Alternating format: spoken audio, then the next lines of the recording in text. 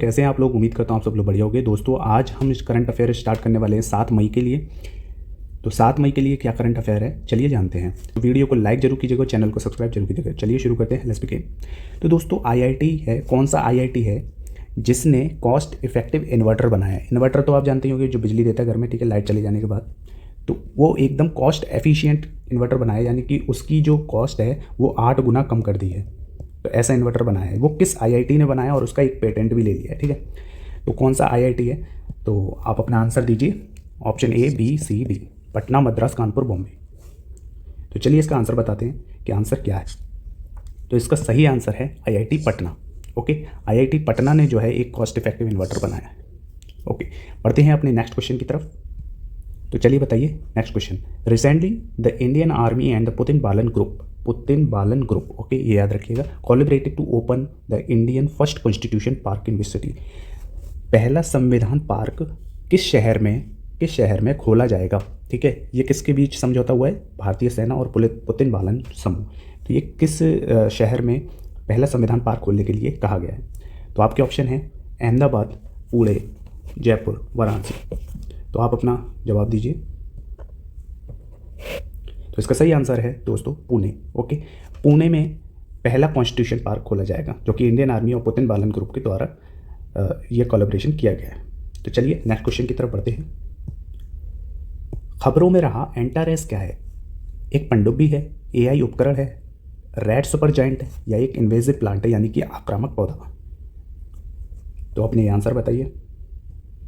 तो दोस्तों इसका सही आंसर है लाल सुपर जायंट, यानी कि रेड सुपर जायंट। अब दोस्तों ये रेड सुपर जायंट होता क्या है। जनरली हम पढ़ तो लेते हैं, लेकिन ये पता नहीं रहता कि ये चीज़ें होती क्या है। देखो स्पेस भी एक बहुत इंटरेस्टिंग टॉपिक है अगर उसे समझने में आए तो, ठीक है। चलिए मैं बता देता हूँ कि रेड सुपर जायंट होता क्या है। तो दोस्तों जैसे आप ये फिगर देख रहे होंगे, ठीक है, इस फिगर के दौरान देखो पहले एक स्टेलर नेबुला आता है। ये आता कैसे कि कोई भी स्टार होता है, ठीक है, स्टार जब एक्सप्लोजन करता है तो उसकी जितनी भी डस्ट गैसेस और जितनी भी उसके डेब्रिस हैं, ठीक है, तो वो डेब्रिस जो है स्पेस में इस तरीके से फैल जाते हैं बादलों की तरह। तो इसी को क्या बोलते हैं, स्टेलर नेबुला। ओके, तो अब होता क्या है कि ये स्टेलर नेबुला बन जाता है। फिर इसमें जो ये डस्ट पार्टिकल है जितने भी हैं, तो ये कुछ इकट्ठे हो जाते हैं, तो एक या तो छोटा सा स्टार बना लेंगे या एक बड़ा सा एक मैसिव स्टार बना लेंगे, ठीक है। ये दो प्रोसेस हो जाती है। अब मैसिव स्टार में क्या होता है, देखो इनमें होती क्या बात है कि यहाँ की जो इनके कोर में है, देखो एक और आपको मैं फिगर दिखाता हूँ, ठीक है। आप यहाँ ये फिगर देखिए, जैसे कि आपने देखा होगा अर्थ के क्रस्ट मेंटल कोर होता है, इसी तरीके से सन का भी है। तो सन में देखिए सबसे इनर कोर में क्या है, आयरन ऐश है, फिर सिलिकॉन है, मैग्नीशियम, नियॉन, ऑक्सीजन, कार्बन और हीलियम, ठीक है। तो होता क्या है इसमें, अब देखो दोस्तों इसमें जो मैं आपको बता रहा था कि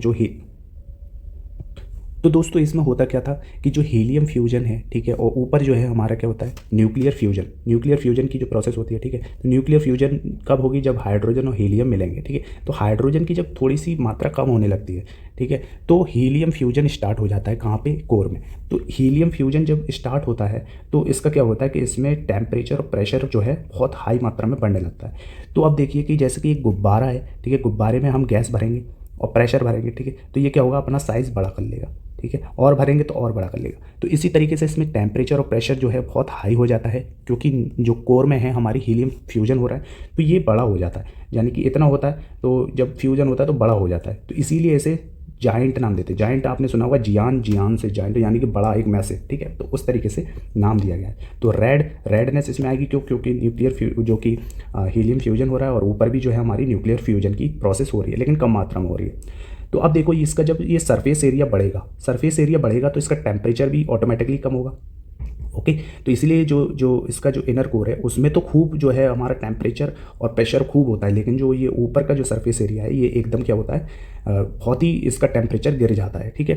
तो इसी को क्या बोलते हैं, और ये रेड कलर का हो जाता है, इसी को क्या बोलते हैं, रेड जायंट। आई होप आपको ये समझ में आ गया होगा। अब जहाँ ये न्यूक्लियर फ्यूजन नहीं होता है कि जैसे कि छोटी सी ही जैसे कि हमने शुरू में पढ़ा था, मैं आपको एक फिगर दिखाता हूँ।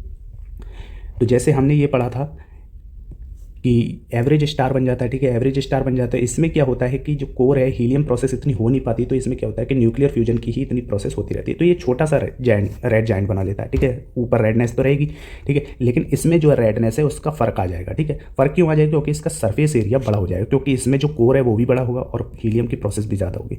तो जब ये कोर बड़ा हो जाता है, हीलियम प्रोसेस इसमें होती जाती है, टेम्परेचर होता जाता, बढ़ता जाता, तो ये क्या होता है, एकदम ब्लास्ट कर जाता है।